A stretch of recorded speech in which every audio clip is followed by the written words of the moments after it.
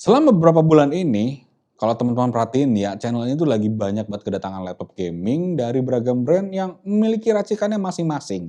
Nah, pertanyaannya, apakah teman-teman sudah mulai bosan dengan gempuran-gempuran laptop gaming ini? Atau malah ngeliatnya jadi makin seru gitu? Pertarungan antara penggawa-penggawa laptop gaming di negara kita ini. Nah, untuk itu, kali ini channel ini akan kembali menyuguhkan sebuah laptop gaming terbaru dari brand Acer yang sudah menggunakan kombinasi CPU Intel generasi ke-12 dan Nvidia RTX seri ke-30. Seperti apa detailnya? Let's check it out!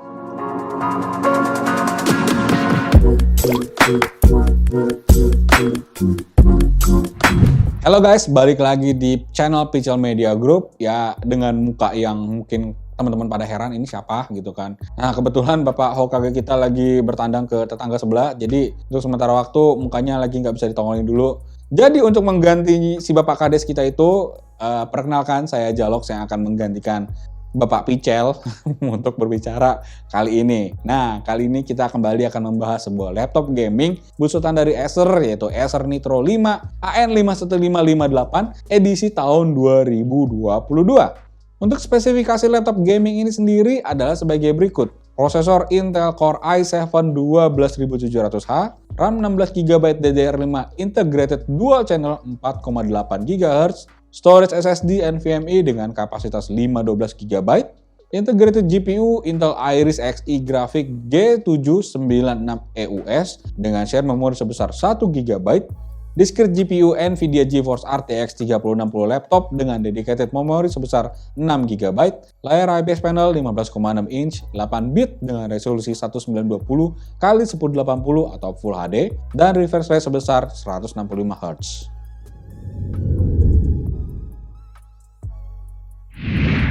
Pada bagian desain, laptop gaming ini hadir hanya dalam satu varian warna yang dinamakan saja sebagai Obsidian Black. Dan lucunya nih, kalau secara kasat mata ya, kita bisa lihat deh kalau tampilannya tuh nggak ada bedanya dengan Acer Nitro yang sudah beberapa variannya sudah pernah kita bahas di channel ini. Tapi tenang aja, channel ini selalu membahas apapun dengan detail. Jadi pasti kita juga akan bahas ini dengan detail.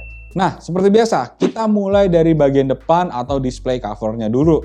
Area ini memiliki base color hitam dan malah cenderung ke abu-abu gelap kalau Jalox lihat sih ya. Permukaannya ini juga menggunakan coating matte finish tapi dengan permukaan yang licin dan halus dan amat sangat fingerprint magnet. Jadi hati-hati kalau bawa laptop ini nggak pakai sarung tangan. Sarung tangan buat apaan? Maksudnya tengah tangannya agak-agak jorok gitu ya. Jadi nyeplak-nyeplak nggak jelas gitu ya.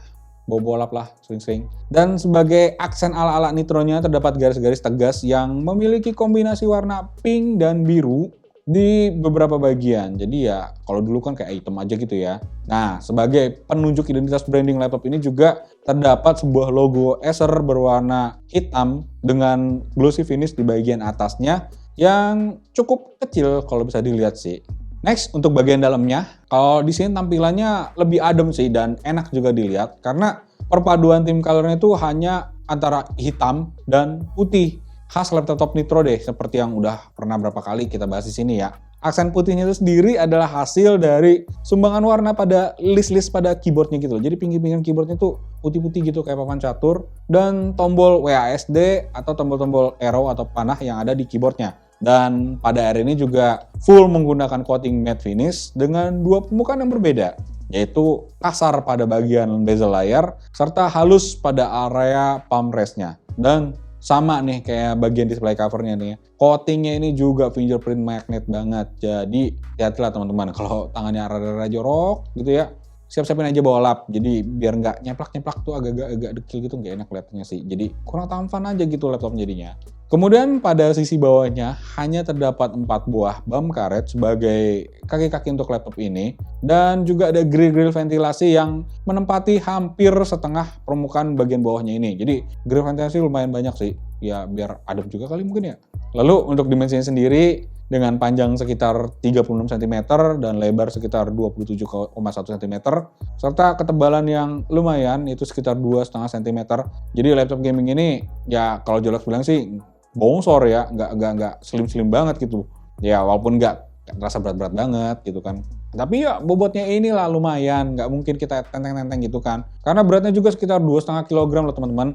Jadi ya kayak kurang lincah aja gitu kita bawa laptop ini. Jadi wajib bawa tas kemana-mana. Soalnya material yang digunakan pada laptop gaming ini full menggunakan bahan plastik. Jadi no logam-logam klep. Ya tapi kalau pas Jalok pegang sih ini tuh kesannya tebel, firm gitu. Ya tapi namanya plastik ya, pasti akan banyak kita temukan flex di area-area yang lebar kayak macam display cover, keyboard, palm rest, atau bagian bawahnya itu kalau kita pencet-pencet pasti masih terasa lah lunak-lunaknya gitu ya. Tapi meskipun flexnya lumayan banyak ya, build quality laptop ini tuh masih tergolong kokoh dan kuat. Bodinya itu terasa solid dan firm, kaku, terus sudut-sudut juga tajam, jadi berasa kayak kokoh lah. Ya memang sih secara durability, bahan plastik ini ya memang nggak sekuat bahan material logam ya. Jadi makanya kalau kita bawa laptop ini ya usahakan kita gunakan tas yang lebih secure supaya nggak banyak banting-banting gitu. Dan juga kalau kita naruh laptop ini di area kerja kita ya, perhatikan kanan kiri depan belakang supaya jangan kepentok-pentok gitu lah ya. Terakhir untuk di bagian desain adalah input-output port yang terletak di sisi kiri, kanan, dan bagian belakang laptop ini. Mulai dari sisi kiri kita akan menemukan Kensington lock, satu port gigabit Ethernet, satu port USB Type-A 3.2 Gen 1, dan combo audio port 3,5 mm. Sementara di sisi kanannya terdapat dua LED indikator untuk baterai dan power status, dan dua port USB Type-A 3.2 Gen 2. Lalu pada sisi belakangnya terdapat charging port, satu port Thunderbolt 4, dan satu port HDMI 2.1. Dari sisi port sih Jalox bilang ini udah cukup ya. Kombinasinya juga udah beragam dan sudah bisa lah untuk memenuhi kebutuhan konektivitas kita sehari-hari ya. Apalagi sudah ada port Thunderbolt 4-nya, jadi aman lah ya. Jadi walaupun ya gitu Thunderbolt-nya cuma dikasih satu doang, tapi at least udah dapet lah.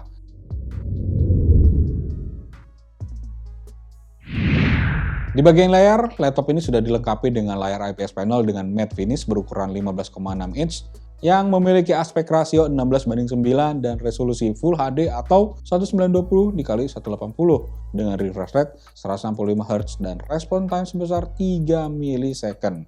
Panel layarnya ini diproduksi oleh brand BOE dengan kode BOE 0ABF atau NV156 FHNNY0 yang memiliki color depth 8 bit dengan color akurasi 77% DCI-P3, 100% sRGB, dan 76% Adobe RGB. Sementara untuk tingkat kecerahan maksimalnya pun panel ini hanya mampu menghasilkan 300 nit aja dan kontras rasionya 1000:1 dan sudah mengusung fitur G-Sync Compatible yang artinya layarnya tidak menggunakan prosesor Nvidia. Jadi teman-teman jangan salah ya, ini beda dengan G-Sync yang sudah disupport sama Nvidia atau G-Sync Ultimate gitu. Karena dua fitur itu kalau mau disematkan ke sebuah layar, dia harus punya prosesor Nvidia yang tertanam di monitornya. Jadi kalau untuk yang ini cuma sekedar kayak fitur gitu lah ya. Nah kalau lihat spek layarnya ya, Jalox sudah bilang ya ini layar untuk laptop gaming, bukan untuk keperluan kayak macam digital imaging atau desain-desain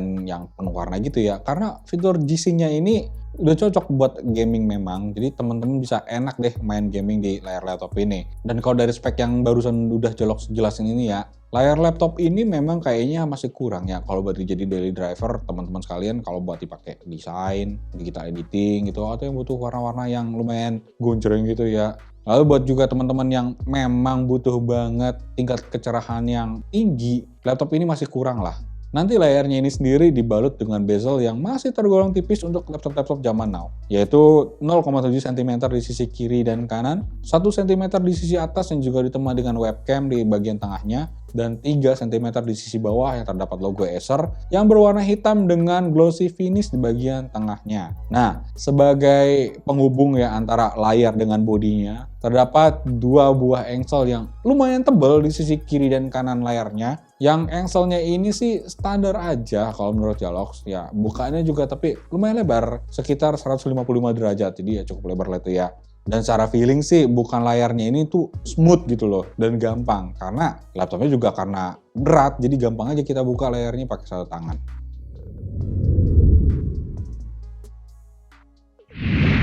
Kemudian di bagian input device, laptop ini hanya memiliki dua input device standar ya seperti kebanyakan laptop-laptop lain lah, Yang pertama yaitu keyboard, di mana laptop ini mempergunakan keyboard dengan tipe chiclet dengan keycaps yang berukuran 1,5 cm dan berwarna hitam dengan font berwarna putih dan sisi-sisi juga berwarna putih seperti yang sudah Jelas ucapkan di awal tadi.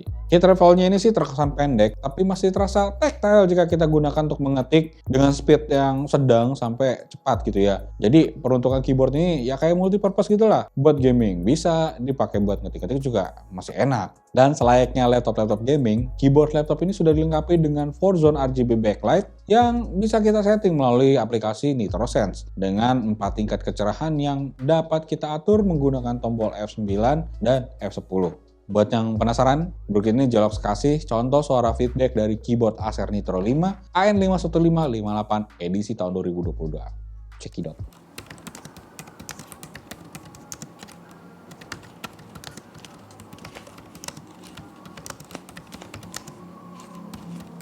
Input device kedua adalah touchpad, yang bentuknya sih lebih mirip kayak bujur sangkar ya dibandingin persegi panjang kayak laptop kebanyakan gitu ya. Karena ukurannya cuma 10,7 x 7,8 cm aja. Dan tombol klik kanan ke kiri juga menyatu dengan bidang di pada touchpadnya. Posisinya juga dibuat agak lebih ke kiri pada palm restnya supaya tangan kita tuh lebih mudah mencapai tombol-tombol numpad yang ada di sebelah kanan. Nah, permukaan touchpadnya juga smooth dan licin mirip dengan permukaan palm restnya. Dan feedback kliknya juga empuk dan nggak berisik. Tapi kalau teman-teman merasa nggak perlu banget nih pakai touchpadnya, bisa kok dimatikan dengan tombol F2. Dimatikan serem kali. Sekali lagi, berikut ini Jolox kasih contoh suara feedback dari touchpad Acer Nitro 5 AN51558 edisi 2022.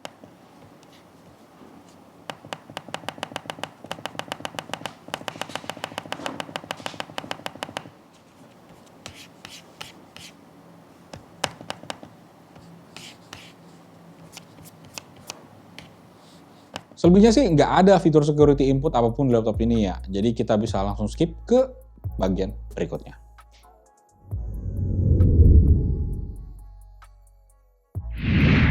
Di bagian performa, laptop ini dilengkapi dengan prosesor Intel Core i7 12700H yang memiliki arsitektur Intel 7 serta TDP sebesar 45 Watt. Dan pada prosesor ini memiliki konfigurasi dua jenis inti, yaitu Performance Core dengan setting 6 inti fisik dan 6 inti virtual, dan Efficient Core dengan setting 8 inti fisik dan tanpa inti virtual. Jadi total keseluruhan inti pada prosesor ini ada sekitar 20 inti. Prosesor ini juga memiliki base frekuensi 2,7 GHz dengan boost max sebesar 4,7 GHz. Dan secara operating system, laptop ini sudah mempergunakan Windows 11 dengan build number 22795.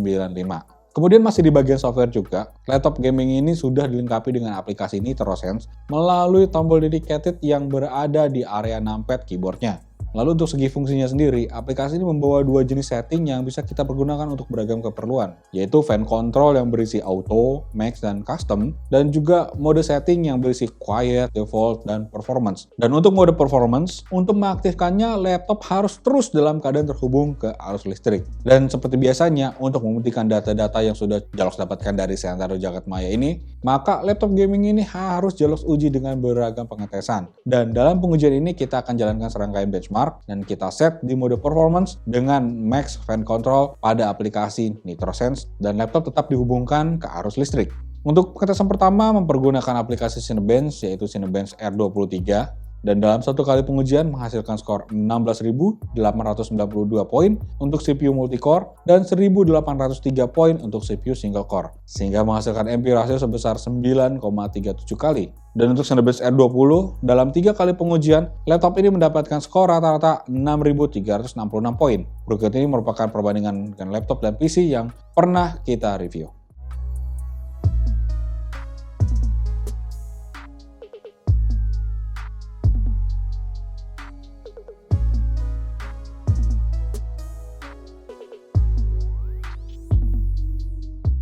Untuk rendering test BMW di aplikasi Blender, laptop ini dapat menyelesaikan satu frame dalam 3 kali pengujian dengan waktu rata-rata 2 menit 54 detik untuk CPU test dan 51 detik untuk GPU test. Berikut ini merupakan perbandingan dengan laptop dan PC yang pernah kita review.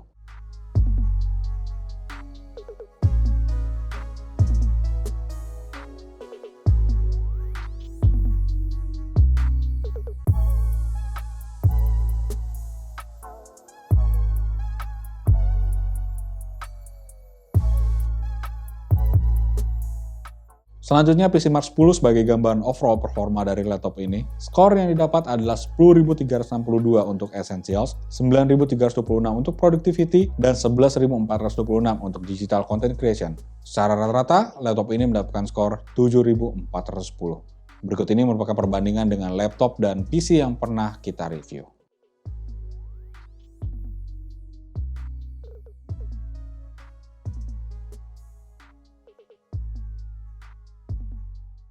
Di sektor grafis, laptop ini sendiri memiliki konfigurasi dual GPU, yaitu untuk integrasi GPU-nya mempergunakan Intel Iris Xe Graphics G796EUS yang memiliki 768 computation unit dan terdiri dari 96 Unified Pipeline.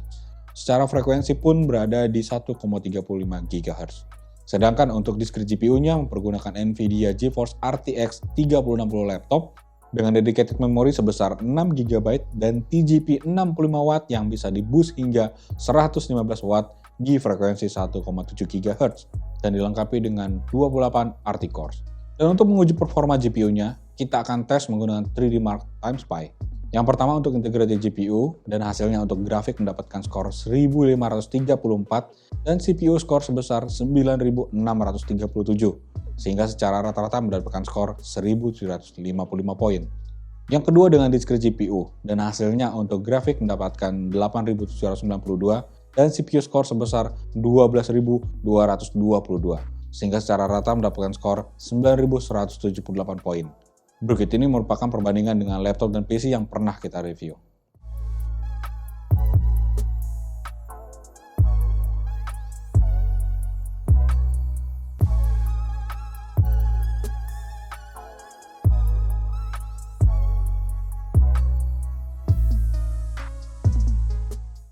Dan seperti biasa, laptop gaming kalau nggak digas dengan game-game ya rasanya aneh aja gitu ya. Namanya juga laptop gaming, buat apaan lagi gitu kan. Dan karena itu kita akan tes laptopnya menggunakan real life gaming dengan distilled GPU-nya yaitu NVIDIA GeForce RTX 3060 laptop, layar tetap di native resolution, mode performance, dan tidak lupa kita pastikan tetap tercolok pada arus listrik. Untuk game pertama yaitu GTA 5 dengan native resolution atau 1920x1080 dengan setting very high, average frame rate di 114,8 dengan maksimum 161,9 dan minimum di 35,9 fps. Untuk CSGO dengan native resolution dan setting high, average frame rate di 180,8 dengan maksimum 274,1 dan minimum 132,0 fps. Untuk Dota 2 dengan native resolution dan setting best looking, average frame rate di 150,2 dengan maksimum 176,9 dan minimum di 132,6 fps. Untuk FIFA 22 dengan native resolution dan setting ultra, average frame rate di 168,9 dengan maksimum di 204,6 dan minimum 0,9 fps. Untuk NFS Hit dengan native resolution dan setting ultra, average frame rate di 87,9 dengan maksimum di 109,2 dan minimum di 67,9 fps. Untuk The Sims 4 dengan native resolution dan setting ultra, average frame rate di 154,6 dengan maksimum 182,9 dan minimum 21,9 fps. Terakhir untuk Genshin Impact dengan native resolution dan setting high, average frame rate di 60,1 dengan maksimum 60,9 dan minimum 49,3 fps. Untuk tes rendering, Jalok jalankan Adobe Premiere menggunakan Visual Premiere Benchmark dan laptop ini berhasil merender project 15 klip 4K dengan format H264 dengan preset High Quality 4K dalam waktu 7 menit 25 detik. Berikut ini merupakan perbandingan dengan laptop dan PC yang pernah kita review.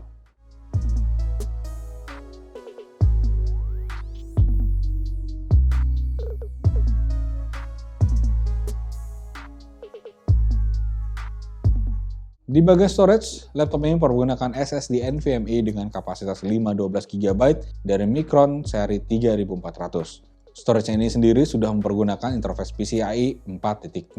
Dan untuk menguji kecepatan storage-nya seperti biasa kita mempergunakan Crystal Disk Mark dan hasilnya untuk sekuensial 1 MB dengan 8 tes 1 thread sebesar 6,57 GB per second untuk membaca data dan 3,98 GB per second untuk menulis data. Sedangkan untuk urusan data kecil random 4 KB dengan 1 task 1 thread ada di 68,3 MB per second untuk membaca data dan 122,46 MB per second untuk menulis data.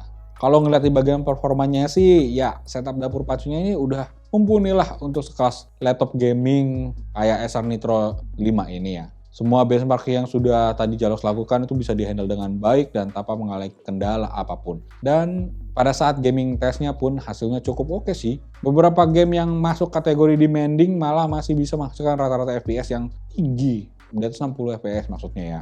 Tapi memang sih refresh rate yang disematkan pada layarnya ini tuh kerasa kayak jadi nahan performa laptopnya itu sendiri loh. Karena beberapa game yang sudah tadi Jalox tes itu ya ada yang bisa tembus lebih dari 165 Hz gitu loh. Ya sayang aja sih karena refresh rate yang dikasih itu cuma 165 Hz gitu loh. Sementara beberapa kompetitornya udah ada yang sampai 300, ada yang mungkin 400 dulu, tapi yang jelas 300 sudah ada gitu loh. Jadi hampir 2 kali lipatnya lah. Ayo gimana Acer? Berani?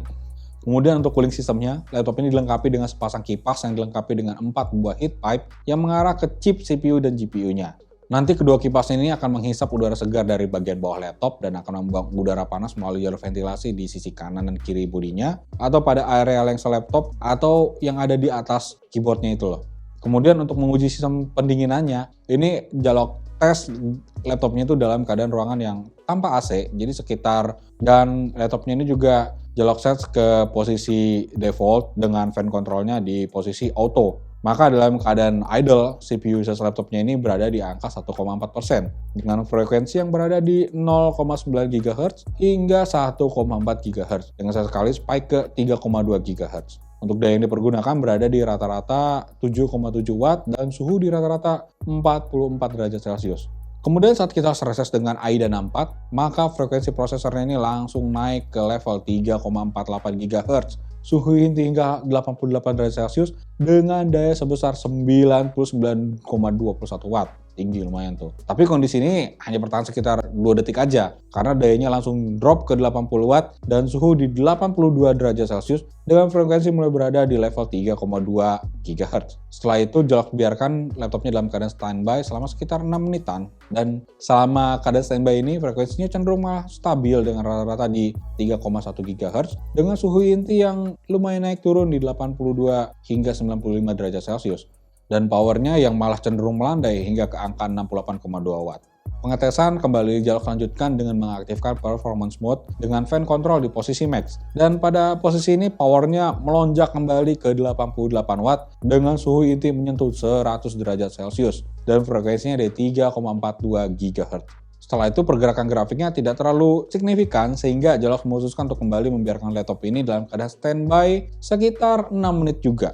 Nah, selama dalam posisi standby itu, frekuensi dan power CPU-nya bergerak cukup stabil dengan rata-rata di 3,4 GHz dan 91,3 Watt. Sementara, suhu intinya masih naik turun dengan suhu terendah di 91 derajat dan tertinggi di 100 derajat Celcius. Setelah itu, pengetesan Jalox hentikan dengan total durasi pengetesan selama 18 menit 40 detik. Selanjutnya untuk pengukuran suhu bodi laptopnya, ya sama kayak kemarin, Jalox lakukan dalam 2 mode skenario. Skenario pertama yaitu daily use dengan menjalankan testing battery mode dan office dengan mode balance yang mensimulasikan pemakaian harian laptop inilah. Dan setelah 1 jam pengetesan, suhu panas pada area keyboard dan pamresnya terpusat pada area atas keyboard atau daerah sekitar ventilasi exhaust yang ada di bagian engsel layar. Pada area ini memiliki suhu rata-rata di 33,8 derajat dengan titik terpanas di 37,8 dan terendah di 31,2 derajat Celcius. Sedangkan di sisi bawah laptop, titik panas terpusat tuh di area tengah pada grill ventilasi yang berada tepat di bagian chip CPU dan GPU-nya. Pada area ini memiliki suhu rata-rata di 35,2 derajat dengan titik terpanas di 38,4 dan terendah di 32,1 derajat Celcius. Dan skenario kedua yaitu pada saat stress test dengan mode performance plus maximum fan control. Dan kalau untuk area sekitar keyboard, panasnya ini terfokus pada area yang sama dengan skenario pertama, tapi cenderung lebih panas di sisi sebelah kanan. Di area ini memiliki panas rata-rata di 35,1 derajat dengan titik terpanas di 45,5 dan terendah di 30,5 derajat Celcius. Sedangkan di sisi bawah laptop, titik terpanasnya lebih menyebar ke hampir setengah bagian atasnya dan cenderung lebih panas di sisi tengah bagian bawah laptopnya. Di area ini memiliki panas rata-rata 42,4 derajat dengan titik terpanas di 53,6 dan terendah di 32,8 derajat Celcius.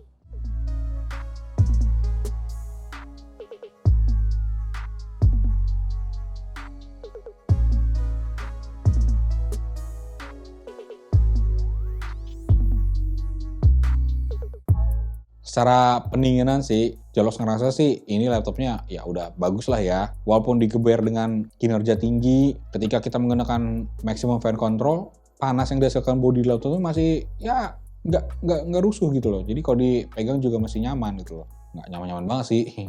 Dan ini juga berimbas ke kinerja laptopnya itu sendiri. Karena seperti yang sudah teman-teman saksikan tadi ya, kinerjanya jadi lebih stabil setelah setting kipasnya Jolox naikin ke maksimum. Dan juga memang suaranya langsung kayak pabrik garment.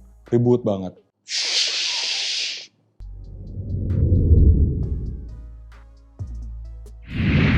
Untuk sektor audio, laptop ini dilengkapi dengan 2 buah speaker di sisi bawah laptopnya, yang masing-masing driver speakernya ini menghadap ke arah bawah. Dan kedua speakernya ini sudah mendapat tuning dari DTS:X. Secara produksi suaranya sih Jolox bisa bilang nih oke ya. Output suaranya kenceng dan juga balance gitu, jadi nggak ada yang lebih tinggi daripada yang lain gitu, entah treble-nya kah, entah bass-nya kah gitu kan. Buat main games kelas kayak FPS kayak CSGO gitu juga masih oke kok. Efek-efek tembakan, ledakannya juga masih enak didengar dan kelihatan tuh mana tembakan jauh, mana tembakan dekat, mana langkah kaki teman-teman gitu ya. Cuma pas Jolox tes pakai lagu yang jeduk-jeduk yang biasa kayak kita tes itu ya, itu langsung tuh bassnya kerasa ngumpet nggak tahu kemana gitu ya. Dan pada saat kita uji di volume maksimal, speakernya ini dapat menghasilkan rata-rata di 87,4 desibel dengan maksimal hingga 97 desibel. Buat teman-teman yang penasaran, Brookit ini merupakan contoh audio dari Acer Nitro 5 AN51558 edisi 2022. Check it out.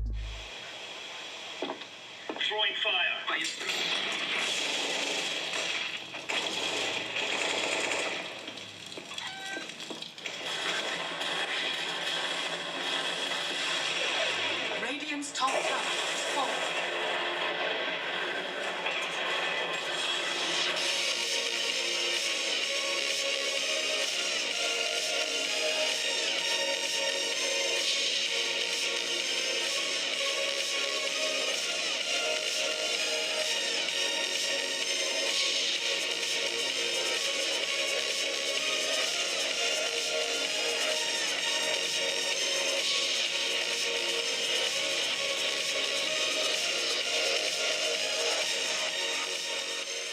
Selanjutnya di bagian webcam, laptop ini memiliki sebuah webcam 0,9 megapiksel yang dapat merekam video HD 720p atau foto sebesar 1280 x 720 piksel. Nanti pada saat dioperasikan akan ada indikator berwarna hijau di samping kiri dari webcamnya.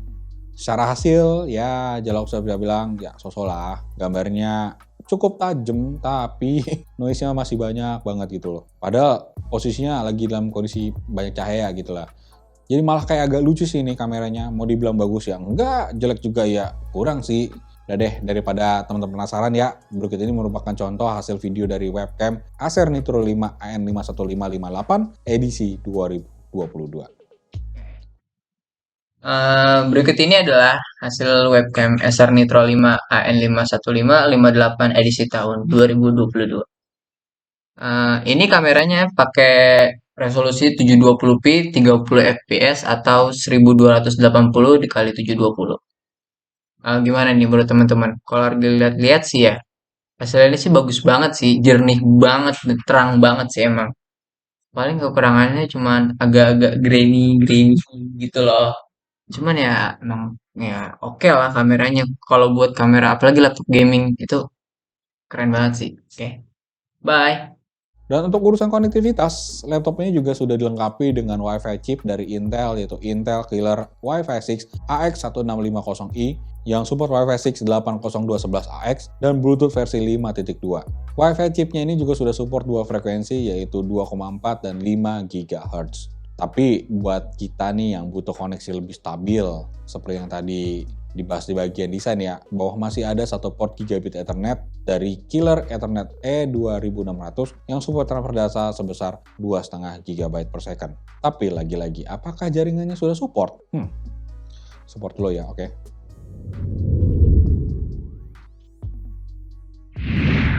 Di bagian baterai, laptop ini memiliki baterai internal dengan kode AP18E8M dengan kapasitas 57.488 mWh dan berbahan lithium ion.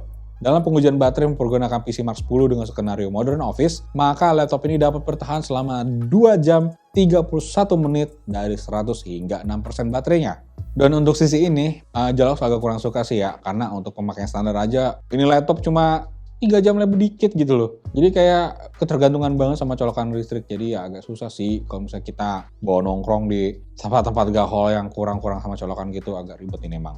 Dan pada saat kita mempergunakan mode gaming plus full brightness, maka laptopnya ini hanya dapat bertahan selama 1 jam 8 menit dari 99% hingga 6% baterainya. Nah kalau ini jelas bisa bilang ya wajar lah ya, baterainya juga cuma 57 ribuan gitu loh. Dan sementara banyak laptop yang lain yang udah 6.000 tapi ternyata sama habisnya gitu loh. Jadi ya terima aja. Sedangkan untuk pengisian daya bisa mempergunakan charger bawahnya dengan output 9,5 volt, 11,8 ampere dengan total daya 230 watt. Dan untuk pengisian dayanya dari 7% hingga 100% itu membutuhkan waktu sekitar 1 jam 59 menit dalam kondisi laptop hidup dan tidak sedang digunakan.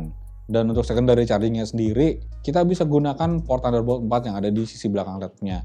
Cuma sayangnya di tempat ini nggak ada charger dengan interface USB Type-C. Jadi ya untuk saat ini belum bisa kita tes ya. Tapi tenang aja, tadi udah datang kok. Jadi kita bisa kita tes kok. Oke? Mantap.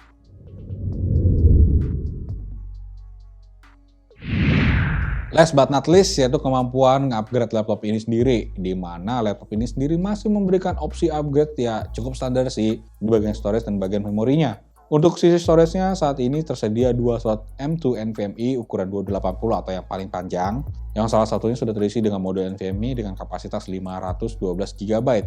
Sehingga opsi upgrade yang bisa kita lakukan adalah dengan menambah satu keping modul NVMe di slot yang kosong atau mengganti modul yang sudah ada dengan modul yang baru dengan kapasitas yang lebih besar. Lalu untuk opsi yang lebih kantong friendly, masih tersedia sebuah kompartemen SATA 2,5 inci yang bisa kita isi dengan hard disk atau SSD SATA yang berukuran 2,5 inci sebagai tambahan storage laptop ini ya. Ya notabene itu kan lebih murah ya dari NVMe ya. Dan untungnya nih, Acer sudah menyediakan konektor SATA pada paket penjualannya. Jadi nggak perlu lagi kita ribet-ribet nyari konektor-konektornya itu ya. Kemudian di sisi memorinya, tersedia 2 port RAM DDR5 yang saat ini sudah terisi dengan satu keping RAM DDR5 dengan kapasitas 16 GB yang sudah memiliki opsi dual channel secara integrated. Jadi kalau teman-teman ngerasa kapasitas RAM ini masih belum cukup ya silakan aja tambahin lagi satu keping lagi, tapi dengan kapasitas dan spesifikasi yang sama. Sehingga nanti bisa mengaktifkan fitur quad channelnya, langsung 4 channel gitu loh. Selebihnya tidak ada opsi upgrade lagi untuk laptop ini. Overall, menurut pendapat Jalox, laptop gaming Acer Nitro 5 AN51558 edisi 2022 ini merupakan sebuah laptop gaming yang cocok buat teman-teman penggemar gadget tapi dengan tampilan yang casual alias no bling-bling club. Jadi buat teman-teman yang butuh laptop kerja dengan bonus bisa dipakai main game, silakan lirik deh laptop ini. Bentar, terbalik kayaknya. Ya itu gitulah. You know what I mean, oke? Setup dapur pacu yang sudah mendapat pembaruan dengan Intel Gen 12 plus GeForce RTX seri 3060. Ini racikan yang oke, jadi membuat gaming experience kita tuh jadi lebih, gimana ya, lebih mantap aja gitu loh. Dengan setup dapur pacu yang sudah mendapat pembaruan di sisi prosesor dengan Intel generasi 12 plus dengan GeForce RTX seri 3060 laptop di sisi GPU-nya, membuat gaming experience pada laptop ini menjadi terasa lebih ngegas dibandingin dengan laptop-laptop sekelasnya. Sementara di bagian layar dengan akurasi warna yang belum sampai 100% di IP3, laptop ini ya Jalox kayak udah bilang tadi, cukuplah dijadiin buat gaming gear aja ya, nggak usah dipakai buat kayak desain, digital imaging gitu ya. Karena kalau teman-teman memang butuh banget buat hal yang seperti itu, masih banyak kok laptop-laptop dengan setup layar yang lebih bagus dan harganya juga lebih terjangkau. Jadi nggak usah nyari gamingnya, kalau mau nyari desainnya gitu loh. Untuk harganya sendiri, sampai video ini dibuat, kita tuh belum dapat informasi harga apapun dari pihak Acer-nya sendiri gitu. Bahkan di webnya aja belum muncul gitu. Tapi kalau mau dibuat perbandingannya ya, pada situs Acer Indonesia tuh terdapat file Nitro 5 yang setupnya menggunakan prosesor Core i7 12700H, tapi dengan GPU NVIDIA GeForce RTX 3050 Ti, dan refresh rate layarnya juga cuma 140Hz. Nah, laptop itu tuh dibanderol dengan harga mulai dari 18 jutaan. Jadi sih kalau asumsi Jalox ya, kalau laptop ini nanti muncul, ya harganya juga nggak jauh-jauh dari situ. Tapi ya nggak jadi juga lebih murah dari situ, ya pasti di atasnya lah. Karena secara GPU juga udah lebih tinggi dan secara refresh rate layar juga lebih tinggi gitu ya. Jadi buat teman-teman yang berminat dengan produk ini atau mau cek produknya, bisa cek di description yang akan Jalox cantumkan di bawah ini. Jika nanti saatnya sudah ada soal info harganya, Deskripsi juga akan Jalox update kok. Jadi pantengin terus video ini. Dan jangan lupa juga untuk like dan share video ini. Plus kunjungi juga sosial media kita seperti Facebook, Twitter, Instagram, TikTok, Hello, dan website kita yaitu pichelmediagroup.com. Oh ya, teman-teman juga bisa kunjungi nih YouTube channel kita yang lain yang membahas soal game, yaitu Pichel Main Game. Atau channel satu lagi yang meliput cerita di belakang layar untuk Pichelnya, yaitu PMG Fams. Jadi dia video dari Jalox untuk hari ini. Thank you guys for watching. I'll see you in the next video. Bye-bye. Ayo, tepuk tangan. Tepuk tangan semua. Hore. Gitu guys. Mantap kan?